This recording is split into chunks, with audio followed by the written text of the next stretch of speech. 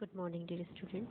Prison Public School, Class 4, Hindi व्याकरण, पाठ 6, वचन। बच्चों, आज की कक्षा में हम आपकी व्याकरण पुस्तक व्याकरण प्रभा से पाठ 6 पढ़ेंगे, वचन। बच्चों, ध्यान पूर्वक देखिए, पढ़िए और समझिए कि ये जो चित्र है ना, ये क्या दर्शा रहा है, क्या कह रहा है। देखिए, ये पहला जो चित्र है, इसमें लड़की गीत गा रही है। इसमें देखिए, लड़की जो लिखा है वो लाल अक्षरों में रंगीन शब्द है ना। दूसरा चित्र देखिए, लड़कियां गीत गा रही हैं। यहाँ पे बहुत सारी लड़कियां हैं, यहाँ पे एक लड़की है ना। तो बच्चों, आपने देखा कि ऊपर दिए गए चित्रों के नीचे लिखे वाक्यों में छपे रंगीन शब्द। यह है रंगीन शब्द लड़की, ठीक है। लड़की से एक संख्या का बोध होता है तथा लड़कियां, ये जो लड़कियां लिखा है ना, ये देखो, लड़कियां से एक से अधिक अर्थात अनेक संख्या का बोध होता है। व्याकरण में संख्या बताने वाले शब्दों को वचन कहते हैं, ठीक है। यहाँ पे एक लड़की, यहाँ पे बहुत सारी लड़कियाँ, ये लड़कियाँ, तो ये एक वचन हुआ, एक लड़की है। और यहाँ पे बहुत सारी लड़कियाँ हैं, तो ये कौन सा वचन? बहुवचन। इस प्रकार हम कह सकते हैं कि शब्द के जिस रूप से उसकी संख्या एक या अनेक होने का बोध हो, उसे वचन कहते हैं। फिर देखते हैं वचन के भेद, मतलब प्रकार। हिंदी भाषा में वचन के दो भेद होते हैं, एक वचन और बहुवचन। अभी मैंने बताया ना, एक वचन संज्ञा शब्द के जिस रूप से उसकी संख्या एक होने का बोध होता है, उसे एक वचन कहते हैं, जैसे बच्चा, लड़का, किताब आदि। फिर देखिए बहुवचन, संज्ञा शब्द के जिस रूप से उसकी संख्या एक से अधिक या अनेक होने का बोध होता है ना, उसे बहुवचन कहते हैं, जैसे बच्चे, लड़के, किताबें आदि। तो बच्चों, आपने समझा वचन, है ना। वचन किसे कहते हैं? जिसमें संख्या का बोध होता है, हमको एक है या एक से अधिक है। और वैसे ही हिंदी भाषा में वचन दो प्रकार के हैं, एक वचन और बहुवचन। एक वचन में एक ही संख्या का बोध होगा और बहुवचन में एक से अधिक, दो या उससे भी अधिक संख्या का बोध होता है। अब देखिए, वचन की पहचान कैसे करेंगे। तो वचन की पहचान संज्ञा अथवा सर्वनाम शब्दों तथा क्रिया द्वारा की जाती है। कैसे की जाती है, देखते हैं। संज्ञा अथवा सर्वनाम शब्दों द्वारा वचन की पहचान। संज्ञा और सर्वनाम क्या है, हमने बताया ना। संज्ञा क्या है? किसी वस्तु, व्यक्ति, स्थान विशेष का नाम। और सर्वनाम क्या है? जो संज्ञा के बदले आते हैं, है ना। तो संज्ञा अथवा सर्वनाम शब्द बदलने पर वचन भी बदल जाता है। कैसे? देखिए, एक वचन क्या है? तोता आम खा रहा है। अब इसका बहुवचन क्या होगा? तोते आम खा रहे हैं, ठीक है। तोता आम खा रहा है मतलब एक तोता ही दिख रहा है और वो आम खा रहा है। और यहाँ पे क्या बोला? तोते आम खा रहे हैं मतलब बहुत सारे तोते दिख रहे हैं, तो तोते आम खा रहे हैं, ये बहुवचन हो गया। वैसे ही देखिए, वह हमारे घर आएगा, ये एक वचन हुआ। वह हमारे घर आएगा, एक जने के लिए कहा जा रहा है, लेकिन इसका बहुवचन क्या होगा? वे हमारे घर आएंगे। वे मतलब बहुत जने हो गए, वे हमारे घर आएंगे।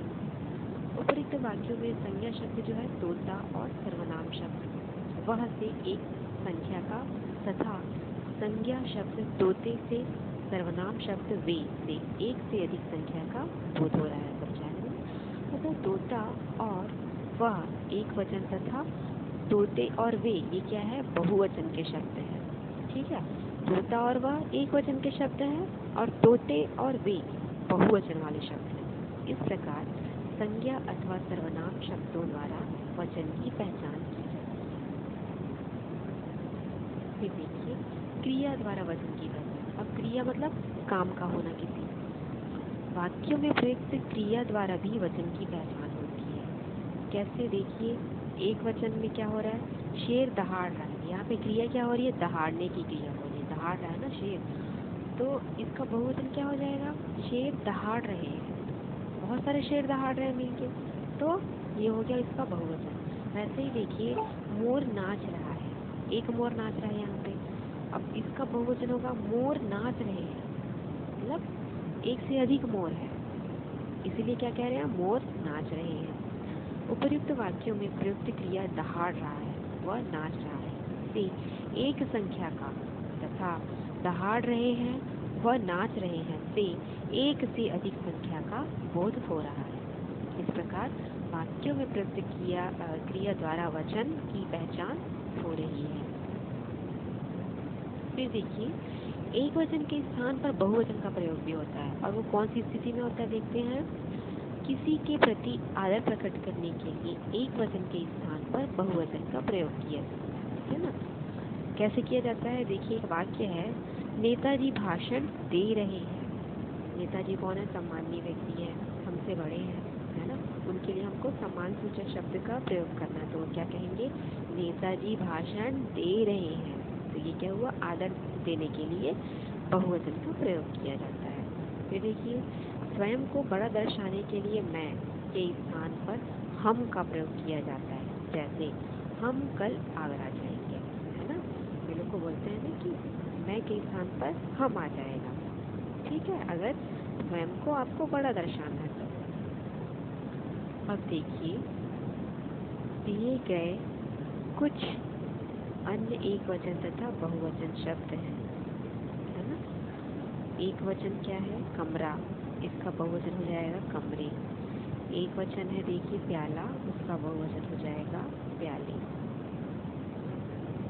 फिर देखिए बस्ता, बस्ते, पुस्तक, पुस्तकें, भाषा, भाषाएं, कन्या, कन्याएं, रीति, रीतियाँ, तौलिया, तौलिए, बिटिया, बिटिया, ऋतु, ऋतुएं, बहू, बहुएं, घोड़ा, घोड़े, फसल, फसलें, बालिका, बालिकाएं, यात्रा, यात्राएं, निधि, निधियाँ, पौधा, पौधे, चिड़िया, चिड़िया, वस्तु, वस्तुएं, वधु, वधुएं। तो ये आपको बहुत सारे शब्द दिए गए हैं बच्चों, एक वचन और उनके बहुवचन, है ना। तो ये था आपका पाठ वचन, और आपको कॉपी में ये नोट डाउन करना है बच्चों, जो हमने ये पढ़ा ना एक वचन और बहुवचन वाले शब्द, ये आप कॉपी में नोट डाउन करिएगा, है ना। इसमें एक विशेष है बात, तो एक वचन शब्द है जिसका बहुवचन क्या हो जाता है, तुम हो जाता है ना, परंतु आजकल तुम का प्रयोग एक वचन के रूप में किया जाता है, जैसे तुम मेरे साथ विद्यालय चलो, ठीक। तो ये जो शब्द हैं एक वचन और बहुवचन वाले, ये सारे शब्द आप अपनी व्याकरण कॉपी में नोट डाउन कर लेंगे और इसे अच्छे से पढ़ेंगे। तो आज की क्लास के लिए इतना ही बच्चों, अगली कक्षा में हम पाठ 6 वचन के अभ्यास कार्य और प्रश्नोत्तर करेंगे। इसको PDF बना के आपको सेंड किया जाएगा और उसे आप कॉपी में नोट डाउन कर लेंगे। Okay, thank you.